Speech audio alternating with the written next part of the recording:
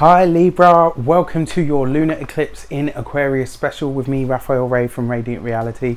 It's an absolute pleasure to have you. Thank you so much for being here. Thank you so much for joining me. So, before we start, I would like to bless my notes, the intuitive messages that come through, all of the words that I use and the cards that I'm about to pull with all forms of love, light, peace, prosperity and abundance. And I pray that the messages that come through are ultimately clear and concise and they help you on your path to your highest vibrational good. So Libra, Lunar Eclipse in Aquarius. This is going to be taking place in your 5th house. Now, a couple of things worth mentioning. Lunar Eclipse. A culmination, a time of closing things up, a time of endings, a time of completions. You know, it's also a grand reset button. Where the solar eclipse was about welcoming something in, the lunar eclipse is about closing something off and letting it go. This happens conjunct Mars. Mars is retrograde. When Mars goes retrograde, I believe it allows us to become more strategic. It allows us to become more precise because it takes that outward facing, assertive, dynamic, vibrant life energy and it turns it inward. And that energy has to go somewhere. So it starts to work in the mind. It starts to work in the feelings as well, especially this close to the moon. Mars, you know, energy, moon, feelings. This stuff is going to be really close to the surface for everybody. You know, yeah, I'm not going to go into what some of the possibilities might be, but I will say that everybody will be going through this. So it's important that you find some way to consciously use this energy, because if you can consciously use this energy, the Mars retrograde will allow you to act like a surgeon, you know, to be precise in what you want to cut away. And the reason I say Mars is sharp objects, it's, you know, surgeons, it rules lasers, everything that that is used to cut. And because this is happening conjunct the South Node, I kind of feel that this is giving us a deeply eliminative kind of energy. It allows us to really cut something off or cut it out for good. Now, the fact that this is happening in your 5th house, it kind of says to me, where have you been stifling your fun, your creativity, your joy, your pleasure? And I think with the previous events that have happened, I think at the moment you guys are going through, especially if you check out your August reading, your August tarot reading with me, there's a lot of contemplation going on.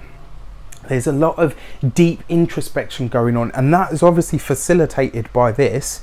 But then on top of that, you've got the karmic South Node there, which is the karmic release. It's the letting go of something, the final removal of something, you know, and that energy, all three of those culminating in the one place. It's kind of like you're stamping something out, you're cutting it off so that you can move forward, so that what you move onto is considered and absolutely understood to be terra firma.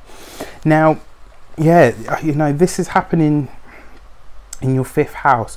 How have you been denying yourself any and all sorts of fun? Where have you allowed your creativity to be stifled? This is a conscious, yeah, you know, and this is the thing as well. Even though Mars is going retrograde, it still gives you the energy and the ability and the power to choose what you do for your life, where you go from here. Energy is ramped up by the karmic release of the South Node. Yeah, it can see you choosing to forego something or release something in almost a sacrificial manner in favor of some reward that we can't quite put our finger on. And with the square to Uranus, it can see you really grappling with your obligations to others and anything that you do with partnerships in business or work that you may do for others. Now, you know, this is what I was talking about. This happens in your 5th. It's about your creativity. It's about your, you know, what you put your heart and soul into, what you truly desire at a heart level, you know, what you feel like you can really have fun with and joy. And because this is the joy and joy sector and an area of pleasure, the things that really bring you joy in your life. And because you've got this culmination here, I kind of feel like this is you saying, right, okay, you know what, up until now, you know, I haven't really been able to enjoy myself. I haven't been able to give myself over to fun, enjoyment, pleasure, you know, thrill seeking and all of those things. And you're going to be asking yourself the deeper question than all of that. Why? What is it or who is it that has been stifling that creativity or that fun within me? What has been not allowing me to have the full experience of that? And we'll see you asking that fundamental question And you might be surprised with what comes up. After all, this is a square to Uranus that we're talking about, you know, unexpected, change, revolution, rebellion. So this can see you have like a double hit of this. And for you, it will probably take on this, you know, you'll be cracking jokes that people are like, oh, that was a bit, you know, close to the bone, or, you know, you'll just be so forthright, but it will be coming from a place of deep joy, fun and humour for you. But because everybody's emotions will be, you know, quite close to the surface, think about what you're saying and who you're saying it to. Maybe adjust your banter to the target audience that you have. You know, that's something that you probably want to be conscious of. Could see you being quite spontaneous and even vocal about what you no longer wish to participate in, and even deeply reflective over where you have given your power away, and could see you on a mission to get it all back. Now, that's great, because it's about taking, you know, taking your power back and finding ways to do so, and being surprised that you're even doing so. You know, Libra make a decision for themselves, heaven forbid. You know, and that's not about making decisions for yourself. And what I mean is making decisions that have you and your best interests at heart. Because usually it's all about, you know, how can I make things mediate? How can I mediate between people? How can I make things better for the we instead of the I? You know, and that's really beautiful, but this can see you doing the complete opposite, and it could see you doing the complete opposite for, you know, anything from 3 to 6 months, which is great, because it means that you're in this energy of self-preservation and self-reverence, and that's a beautiful thing. But it can see you coming at it through a kind of 8th house perspective with Uranus there as well. So, you know, just be aware of that. Like I said, you know, whatever your target market, not target market or audience, but, you know, the people that you're interacting with, you know, it's not like you tell your granny the filthiest joke that you know, or, do you know what I mean? Like, it's maybe some of you would, I don't know, but you get the gist of what I'm saying.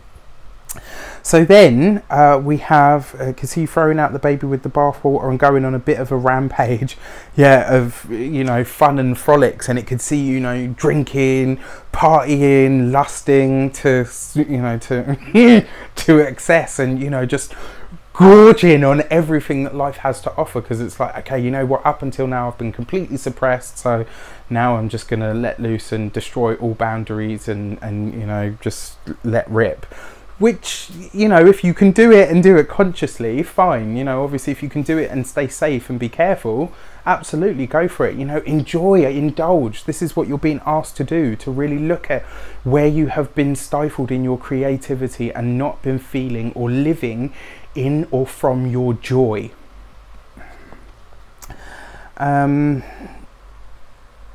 If you can do all of this without a danger to yourself, great, yep. If you can pour it into something on a conscious level, you know, as in something that you choose to create, it can see you creating something that takes on a truly mystical, even magical demeanor. You know, this could see you creating some sort of work or some body of work, you know, whether that's writing, you know, art, music, dance, or, you know, even just being creative in the way that you approach your everyday tasks. It could see you creating something that, you know, really inspires a lot of awe in people, because it will have a feeling of other, of just, you know, like, you know, beyond. For some of you, this could be the kids leaving home. This could be that final decision, you know, where they say, look, actually, you know what, it's time for me to move on, or, you know, going from there, because obviously the 5th house is also children. You know, it's also speculative gambling or anything like that. So you never know, maybe play the lotto as well, see what comes up. Hey. And then finally, have fun, give over to your own pleasure, but don't do so at the risk of burning all your bridges, because once things die down on the emotional front, you won't be sure of who or what you need on the other side. And, you know, that's one thing I read that years ago when I was like 16 or 17, and the words were, be careful, what was it? Be careful, be nice to people on the way up, because you never know who or what you're going to need on the way down. And that is very true for all of us, whatever is happening in our lives. So, you know, try and find some way to be kind. Finally, Venus will be there trine in the moon, helping you smooth the edges off, and it will see you thinking about all of the good things that you've done for other people, all of the ways that you've been of assistance to the world, which is absolutely stunning, you know, because it will see you being kind to and for and about yourself, which is lovely. But it could also, you know, and it can also justify you taking time to be a bit more self-centered and a bit more self-focused, which again can be a really good thing.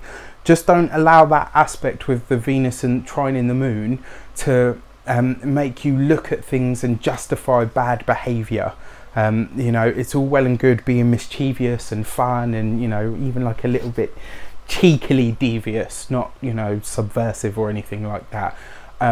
And that's fine, but don't allow any of this to let you justify bad or mean behavior just for the sake of, you know, well, I'm finally breaking out of my box, so I'm just going to do what I like.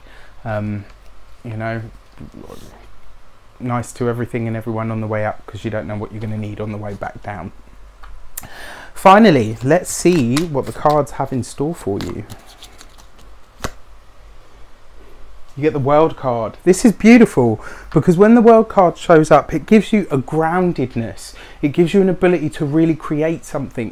For those of you that are in creative fields of work and stuff, this could be a time where you really create something of true lasting value for yourself. For those of you that have, you know, that are maybe not even in, you know, in creative fields, it could see you tapping into that energy.